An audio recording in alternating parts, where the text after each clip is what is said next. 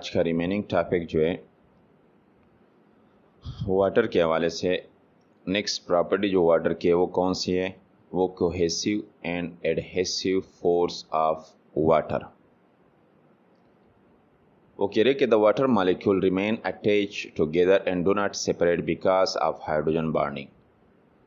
Water के जो molecule होते हैं, एक वाटर का मॉलिक्यूल जो होता है वो दूसरे वाटर के मॉलिक्यूल के साथ अटैच होता है।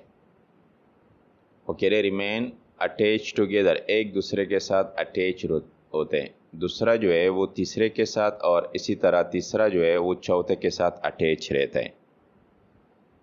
किसकी वजह से? वो कह रहे हैं एंड डू नॉट सेपरेट, अलग नहीं होते। और ये जो अटैचमेंट है ये कौन से बॉन्ड की वजह से? ये हाइड्रोजन बॉन्डिंग की वजह से। इससे पहले भी इसको एक्सप्लेन किया हुआ था। हाइड्रोजन बॉन्डिंग जो होते हैं, नॉर्मली ऑक्सीजन जो होता है वो दो हाइड्रोजन के साथ मिला होता है वाटर के मॉलिक्यूल में, जब H2O आपके पास बनता है। नेक्स्ट, यही वाटर मॉलिक्यूल का जो हाइड्रोजन एटम होता है वो नेक्स्ट वाटर के ऑक्सीजन मॉलिक्यूल के साथ क्या होता है? अटैच होता है। इसी तरीके से इस हाइड्रोजन और ऑक्सीजन के दरमियान क्या बनता है? ये बॉन्डिंग जो है ये हाइड्रोजन बॉन्डिंग है। ये क्या है मेरे पास? हाइड्रोजन बॉन्डिंग है। तो वो कह रहे कि जो वाटर के मॉलिक्यूल है, एक मॉलिक्यूल दूसरे मॉलिक्यूल के साथ हाइड्रोजन बॉन्डिंग की वजह से अटैच रहता है और सेपरेट नहीं होता। दिस डेवलप कोहेसिव फोर्स, और इसी फोर्स को फिर हम क्या नाम देते हैं? कोहेसिव फोर्स का नाम दिया जाता है। एमॉन्ग देम वर्ड इस्तेमाल हुआ, एमॉन्ग देम। एमॉन्ग जो होता है वो ज़्यादा वर्ड ज़्यादा के लिए इस्तेमाल होता है। जब दो के दरमियान हो तो बिटवीन इस्तेमाल होता है। तो एमॉन्ग देम, इनके दरमियान सारे वाटर मॉलिक्यूल की बात हो रही है। And therefore water flows freely without breaking apart. वो कह रहे जब वाटर मॉलिक्यूल होते वो किसी रिवर में हो, उसमें क्या करते हैं? वो फ्लो करता है, इस तरह बहता है, फ्रीली फ्लो करता है। किस तरह? फ्रीली फ्लो करता है विदाउट ब्रेकिंग अपार्ट। उसके मॉलिक्यूल एक दूसरे से अलग नहीं होते। वो किसकी वजह से अलग नहीं होते? वो इस हाइड्रोजन बॉन्डिंग की वजह से। वो कह रहे कि water molecule also adhere stick to surface. उसके अलावा, इस प्रॉपर्टी के अलावा वाटर के मॉलिक्यूल जो होते हैं वो सरफेस जिसमें भी आप उसको डाल लेते हो उसके सरफेस के साथ भी क्या कर लेते हैं? एडहेयर कर लेते हैं। फॉर एग्जांपल ये आपके पास क्या, एक ग्लास है। उस ग्लास में आप क्या डाल लेते हो? पानी डाल लेते हो। पानी यहाँ पे आ जाता है इस तरह। तो वो कह रहे कि जो पानी के मॉलिक्यूल है इस ग्लास के सरफेस, ग्लास का जो सतह है अंदर की तरफ, इसके साथ क्या कर लेते? एडहेयर कर लेते, इसके साथ भी अटैच हो जाते। इसके साथ क्या हो जाती है? अटैचमेंट हो जाती है। It can fill a tubular vessel and still flow so the dissolve molecule are evenly distributed throughout a system. तो वो कह रहे कि it can fill a tubular vessel, कि ये एक पूरा जो vessel, for example xylem vessel हो गया या ट्यूब की फॉर्म में हो गया, इस तरह ये पूरा क्या कर लेता है? फील कर लेता है। फील का मतलब क्या होता है? भर जाना। वाटर के मॉलिक्यूल जब यहाँ पे आ जाते हैं ये पूरा वेसल क्या कर लेता है? वो फील भी कर लेता है, tubular vessel and still flow. फिर भी क्या करता है? फीलिंग के बावजूद भी ये वाटर के मॉलिक्यूल इसी ट्यूब के अंदर आगे क्या करते हैं? मूव करते हैं, इस तरह फ्लोइंग करते, बहते हैं। फ्लो का मतलब क्या है? बह जाना। So the dissolve molecule are evenly distributed throughout a system. इसी तरीके से पानी एक जगह पे ठहर के नहीं रहता। इसी बहने की प्रॉपर्टी की वजह से और एडहेयर प्रॉपर्टी की वजह से और कोहेजन प्रॉपर्टी की वजह से वो क्या कर लेता है? वो जो मॉलिक्यूल उसमें ऑलरेडी उस पानी के अंदर पहले से कौन से फॉर्म में? डिसॉल्व फॉर्म में, जो उसमें हलशुदा है, उस पानी के अंदर पहले से हल हुए, वो मॉलिक्यूल क्या करते हैं? डिस्ट्रीब्यूट होते, तकसीम होते हैं। मतलब क्या है कि सारे के सारे यहाँ पे मालिक्यूल सिर्फ इस जगह पे नहीं होते, कहाँ पे चले जाते, इस जगह पे भी आ जाते, इस जगह पे भी आ जाते, इस जगह पे भी आ जाते, डिस्ट्रीब्यूट होते थ्रू आउट अ सिस्टम, पूरे निज़ाम में डिस्ट्रीब्यूट होते हैं। लेकिन कौन से तरीके से डिस्ट्रीब्यूट होते हैं? इवनली। मतलब क्या है? बराबर। इवन वर्ड जो होता है मैथमेटिक्स में हमारे पास क्या होता है? 2, 4, ठीक है, 6, इसी तरह के लिए इस्तेमाल होता है। लेकिन यहाँ पे मतलब क्या है हमारे पास के इवनली क्या होते हैं? डिस्ट्रीब्यूट होते हैं। ये नहीं होता कि यहाँ पे मॉलिक्यूल जो होते हैं जो उसी पानी के अंदर डिज़ोल्व हुए हैं तो वो यहाँ पे ज़्यादा होते और इस जगह पे क्या है? कम होते। नहीं, प्रॉपर सही तरीके से इक्वल तरीके से क्या होते हैं? वो तकसीम हो जाते। तो इसी टॉपिक के अंदर आपके पास एक कोहेसिव प्रॉपर्टी आ गया और एक एडहेसिव प्रॉपर्टी। तो समराइज हम इसको कर लेते हैं कि कोहेसिव प्रॉपर्टी वो प्रॉपर्टी होता है जो वाटर के मॉलिक्यूल के आपस में जुड़ने वाली प्रॉपर्टी होती है, उसको हम क्या कहते हैं? Cohesive property. जो वाटर के मॉलिक्यूल के आपस की अट्रैक्शन होती है, जोड़ने वाली क़ुव्वत होती है, फोर्स होती है। लेकिन जब वाटर की मॉलिक्यूल की किसके साथ होती है? एक दूसरे सरफेस के साथ होती है, जिस तरह ग्लास के सरफेस के साथ हो गई, तो उस प्रॉपर्टी को, उस फोर्स को हम क्या कहते हैं? Adhesive force. आपस के मॉलिक्यूल की कोहेसिव फोर्स हो गया, जबकि इस वाटर के मॉलिक्यूल के दूसरे सरफेस के साथ, एनीवन, कोई भी सरफेस हो, पेपर हो, ग्लास हो, उसके सरफेस के साथ जो अटैचमेंट है, ये तो आपस में अटैचमेंट हो गई कोहेसिव प्रॉपर्टी में, आपस में मॉलिक्यूल की अटैचमेंट। जबकि दूसरे सरफेस के साथ वो क्या हो जाती है हमारे पास? वो एडहेसिव हो जाती है। जो नेक्स्ट प्रॉपर्टी हमारे पास आ रही है वो कौन से? High specific heat and high heat of vaporisation. वो कह रहे हैं कि water has high specific heat. Specific heat की डिफिनीशन कर रहे हैं, is the amount of heat energy required to raise the temperature of 1 gram water by 1 degree Celsius। वो क्या कह रहे हैं कि फॉर एग्जाम्पल आपने क्या ले लिया? 1 ग्राम वाटर आपने ले लिया। आपने एक ग्लास के अंदर, बीकर के अंदर क्या ले लिया? 1 ग्राम। कितना वाटर ले लिया? 1 ग्राम वाटर आपने ले लिया और उसको अब आप क्या करें? स्पिरिट लैम्प के ज़रिए आप हीटअप कर रहे हो। स्पिरिट लैम्प के ज़रिए क्या कर रहे हो? उसको हीटअप कर रहे हो। वो कह रहे कि जब वाटर का, अब इसमें आपने क्या कर लिया? थर्मामीटर लगा लिया। अब थर्मामीटर में जो वाटर का अभी जो करंट टेम्परेचर है, फॉर एग्ज़ाम्पल वो कितना है? वो 30 है। आप इसको प्रॉपर हीट दे रहे हो। जब इसका टेम्परेचर, वाटर का टेम्परेचर थर्मामीटर पे आपको क्या दिखाई दे? 31, 30 से कितना हो जाए? 30 से 31 हो जाए। इसका मतलब ये हुआ कि पानी थोड़ा बहुत गर्म हो गया, उसका टेम्परेचर 31 तक क्या हो? इस टाइम के आपने जितना भी इसको हीट दिया हुआ है, ठीक है, ये हीट जो है आप इसको क्या कर ले तो काउंट कर ले तो इसका हिसाब लगा ले तो। इसलिए कहते कि the amount of heat required, जितना हीट इसको रिक्वायर्ड हुआ, इसको ज़रूरत हुई, किस काम के लिए? To raise the temperature of 1 gram. 1 gram आपने वाटर लिया हुआ था, कितना ज़्यादा उसका टेम्परेचर हो गया? 30 से 31, 1 डिग्री ज़्यादा हो गया। तो ये जो हीट था, जो हीट एनर्जी थी, आप जब इसकी मकदार मालूम कर ले तो, अमाउंट मालूम कर ले तो जितने भी इसको हीट चाहिए 1 डिग्री ज़्यादा करने के लिए, इस हीट को हम क्या कहते हैं? स्पेसिफिक हीट कहते हैं। It means that water absorb और release large quantity of heat energy. इसका मतलब ये हुआ कि पानी ज़्यादा मकदार में हीट जज़ब भी करता है और ज़्यादा मकदार में हीट क्या करता है? हीट एनर्जी रिलीज़ भी करता है। दो बातें हो रही हैं, एब्जॉर्ब भी हो रही है और साथ साथ रिलीज़ वाली बात भी हो रही है। With little change in temperature, heat ज़्यादा जज़ब कर रहा है लेकिन उसके टेम्परेचर में क्या हो रहा है? बहुत कम इजाफा हो रहा है। मतलब क्या है? यहाँ पे जो हीट एनर्जी ज़्यादा तादाद में जज़ब हो गई लेकिन उसमें कितना फ़र्क आया? 30 से सिर्फ 31 हो गया। फिर कह रहे this is why the temperature of water rises and fall more slowly as compare to other molecule.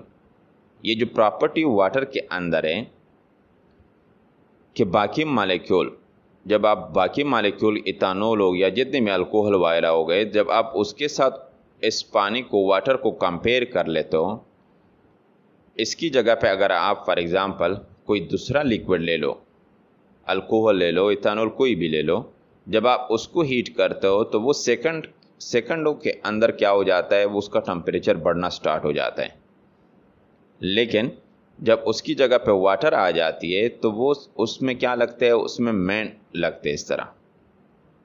ठीक है, तो इसका मतलब ये हुआ यहाँ पे जो प्रॉपर्टी आपको शो करवा रहा है वो स्लोली वाला प्रॉपर्टी शो करवा रहे हैं कि वाटर का टेम्परेचर जो है अगर गिरता भी है, कम भी होता है, वो भी स्लोली होता है, अगर ज़्यादा भी होता है वो भी क्या होता है, वो भी स्लोली होता है। किसके मुकाबले में, दूसरे लिक्विड के मुकाबले में। तो वो कह रहे हैं this property helps the organism to maintain body internal temperature. ये जो हमारे पास स्पेसिफिक हीट और प्रॉपर्टी जो हमारे पास है, इसकी वजह से जब ये पानी हमारे बॉडी, जिस तरह हमने स्टार्ट पे पढ़ा हुआ था कि हमारी बॉडी में जो वाटर की मकदार होती है वो तकरीबन 70 से 90% पानी होता है। तो वो कह रहे हैं कि पानी की ये प्रॉपर्टी, ये खसूसियत की वजह से ऑर्गेनिज्म की जो बॉडी में पानी मौजूद होता है वो क्या करता है, मेंटेन बॉडी इंटरनल टेम्परेचर। इसकी वजह से आपके बॉडी का इंटरनल टेम्परेचर क्या रहता है, वो मेंटेन रहता है, कांस्टेंट रहता है, कायम रहता है, जल्दी गिरता नहीं है, जल्दी ज़्यादा नहीं होता। And protect them from rapid temperature changes. और इसी तरीके से हमारे बॉडी के अंदर जो प्रोटोप्लाज्म के अंदर पानी मौजूद होता है उसमें क्योंकि रैपिड का मतलब क्या होता है, जल्दी टेम्परेचर चेंजेस नहीं होती, न ज़्यादा तेज़, मतलब तेज़ी के साथ न कम हो रहा है और न तेज़ी के साथ क्या हो रहा है, ज़्यादा हो रहा है। इसी वजह से हम इस प्रॉपर्टी की वजह से हमारी बॉडी जो होती है, हमारे सेल जो होते हैं वो प्रोटेक्टेड फॉर्म में होते हैं। ठीक है, फिर कह रहे वाटर आल्सो हैज़, वाटर के साथ नेक्स्ट जो प्रॉपर्टी उसके साथ है वो कौन सी है, also has high heat of vaporization property भी है। हीट वेपोराइजेशन क्या है, of water is the heat required to convert 1 gram of liquid water into vapour.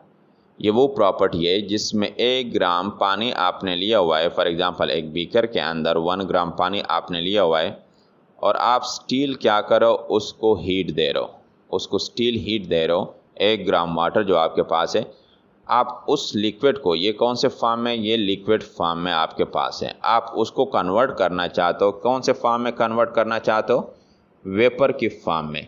Vapour किस चीज़ को कहते हैं, वेपर बुहारात को कहते हैं। ठीक है, वेपर की फॉर्म में आप उसको कन्वर्ट करना चाहते हो। बुहारात कौन सी चीज़ें होती हैं हमारे पास नॉर्मली, बुहारात वो होती है जब आप पानी को गर्म कर लेते हो, वो धुएं की फॉर्म में, वो स्टीम की फॉर्म में क्या होता है, ऊपर उड़ जाते, एनवायरनमेंट में बाहर चले जाते।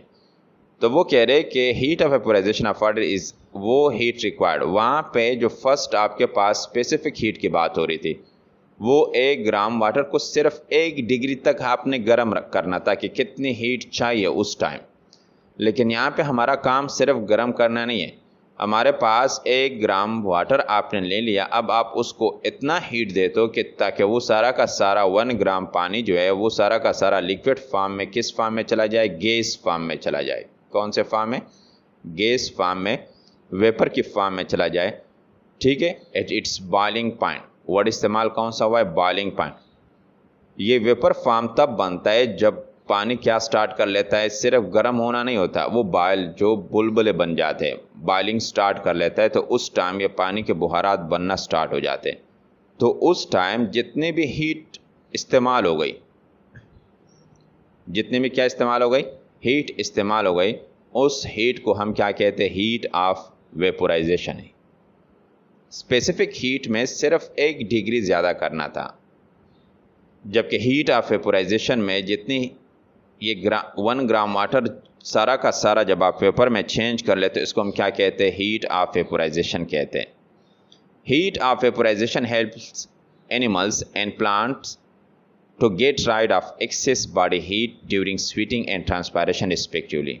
इस प्रॉपर्टी की वजह से, हीट ऑफ वेपोराइजेशन की वजह से एनिमल और प्लांट को क्या मदद मिलती है, to get rid of excess body heat. इस प्रोसेस की वजह से अगर गर्मी है, जिस तरह आजकल का मौसम है, तो आपके बॉडी में जो ज़्यादा हीट ऑलरेडी मौजूद है बॉडी के अंदर, उससे आप क्या कर सकते हो, गेट राइड। गेट राइड का मतलब क्या है, उससे जान का छुटकारा हासिल कर सकते हो। उससे छुटकारा क्या कर सकते हो, हासिल कर सकते हो। किसके टाइम, ड्यूरिंग स्वीटिंग। स्वीटिंग किस चीज़ को कहते हैं, पसीने का आना, पसीने की शक्ल में। एंड ट्रांसपायरेशन, पसीना आना जो होता है ये एनिमल के लिए, और ट्रांसपायरेशन प्रोसेस जो है ये प्लांट के लिए। ठीक है, तो इसी तरीके से ज़्यादा हीट जो आपके बॉडी में होता है, उससे आप हीट ऑफ वेपोराइजेशन प्रोसेस के ज़रिए इजीली क्या कर सकते हो, छुटकारा हासिल कर सकते हो। वर्ड इस्तेमाल हुआ यहाँ पे ट्रांसपायरेशन। ट्रांसपायरेशन वो अमल होता है जब प्लांट का, फॉर एग्जांपल ये लीफ है, उसके एरियल बाहर वाले पार्ट से जब क्या हो जाता है, वाटर का मॉलिक्यूल बुहारात की शक्ल में उड़ जाते हैं, तो उस प्रोसेस को, हीट की वजह से उस प्रोसेस को हम क्या कहते हैं, ट्रांसपायरेशन प्रोसेस कहते हैं। वो कह रहे हैं कि the presence of hydrogen bond among water molecule cause water to remain liquid rather than change to ice और स्टीम। ये जो वाटर के मॉलिक्यूल के दरमियान जो हाइड्रोजन बॉन्डिंग थी, हाइड्रोजन बॉन्डिंग क्या करता है, वो ये कोशिश करता है कि वो कह रहा है presence of hydrogen bond among the water molecule cause water to remain liquid. वो ये कोशिश करता है कि वाटर के मॉलिक्यूल आपस में अलग न हो जाए। ये हाइड्रोजन बॉन्ड का काम होता है कि किस चीज़ में कन्वर्ट ना हो जाए, कि आइस में कन्वर्ट ना हो जाए, या फिर स्टीम में, बुहारात में चेंज ना हो जाए। Without hydrogen bonds water would boil at -80 degree centigrade and would freeze at -100 degree centigrade. अगर आप इस तरह करें कि इनके दरमियान में से ये हाइड्रोजन बॉन्ड क्या करें, निकाल ले, तो तब वाटर के किस चीज़ पे, -80 डिग्री सेंटीग्रेड पे क्या होगा, बॉयल होगा। ये पॉइंट माइंड में रखो कि अभी करंटली आपके पास जो वाटर के मॉलिक्यूल है या वाटर है, वो कितने डिग्री पे बॉइलिंग स्टार्ट कर लेते हैं, 100 पे बॉइलिंग स्टार्ट करते हैं। लेकिन अगर आपने हाइड्रोजन बॉन्ड निकाल दिया तो कितने पे बॉयल स्टार्ट हो जाए, -80। देखो कितना टेम्परेचर उसका गिर गया इस हाइड्रोजन बॉन्डिंग की वजह से। क्योंकि जब आप बॉइलिंग स्टार्ट करते हो, और बॉइलिंग की वजह से जब आप इस वाटर के मॉलिक्यूल को बुहारात में चेंज करना चाहते हो, तो पहली बात आपने क्या करनी होगी, आपने हाइड्रोजन बॉन्ड जो है इसको तोड़ना होगा।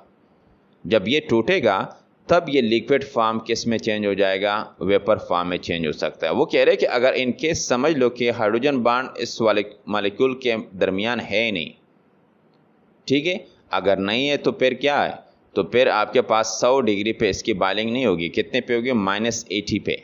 आप जैसे थोड़ा सा हीट दे देते हो, सीधा वो क्या हो जाएगा, बुहारात की फॉर्म में चेंज हो जाएगा। And would freeze at -100 degree centigrade. और इसी तरीके से इसकी फ्रीजिंग पॉइंट भी फिर बजाय कि आपके पास 0 डिग्री या -4 डिग्री आपके पास फॉर एग्जांपल इस तरह आ जाए, फ्रीजिंग पॉइंट उसकी क्या होगी, -100 डिग्री सेंटीग्रेड पर आ जाएगी। In such condition life for living organism would become impossible. इसी तरीके से अगर ये हाइड्रोजन बॉन्डिंग नहीं होता तो लिविंग ऑर्गेनिज्म के लिए जो ज़िंदगी होती है वो क्या होती है, वो इम्पॉसिबल होती है। वो ज़िंदगी उसके लिए गुजारना बहुत मुश्किल होता है। तो ये कुदरत की तरफ से, नेचर की तरफ से हमारे लिए क्या एक गिफ्ट है, हाइड्रोजन बॉन्डिंग की मौजूदगी जो है पानी के अंदर, कि हम अपनी लाइफ सही तरीके से क्या कर सकते